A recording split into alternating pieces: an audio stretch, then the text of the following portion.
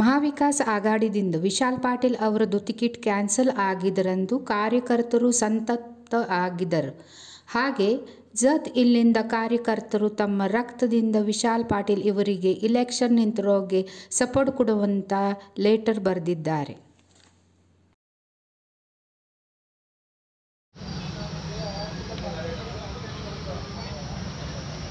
सरगर रे ना येळजेरी तालुका जत जिल्हा सांगली ना स्वतः रक्तले ಒಂದು 10-12 ಮಂದಿ ಲೆಟರ್ ಬರ್ಸಿ ವಿಶಾಲ್ ದಾದಾ ಈ सांगली ಲೋಕಸಭಾಗೆ ಇಲೆಕ್ಷನ್ ಲಡೋಸ್ಬೇಕು ಆ ಕಲಾಗೆ ನಾವು ಇಲ್ಲಿ ಅವರಿಗೆ ಲೆಟರ್ ಕೊಡೋ ಕಲಾಗೆ ಇಲ್ಲಿ ಬಂದೇವ್ರಿ.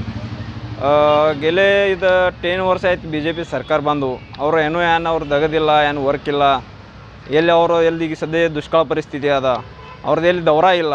ವಿಶಾಲ್ ದಾದಾ ಅನುಭವ ಹೆಂಗೆ ಪೂರ್ಣ ಎಲ್ಲ ಅನುಭವ ಅದು ವಿಶಾಲ್ ದಾದಾಗಳಿಗೆ ಅದ್ರ ಕಲಾಗಿ ನಾವು ಅವ್ರ ಪೂರ್ಣ ಯುವ ಅಲ್ಲಿ ಆಯ್ತು ನಮ್ಮ ಜುನಾ ಮಂದಿ ಇರಲಿ ಎಲ್ಲ ಅವ್ರದ್ದು ವಸಂತ ದಾದಾ ಘರಾನ ಹಿಡಿದು ಅವ್ರದ್ದು ಪ್ರೇಮ ಐತಿ.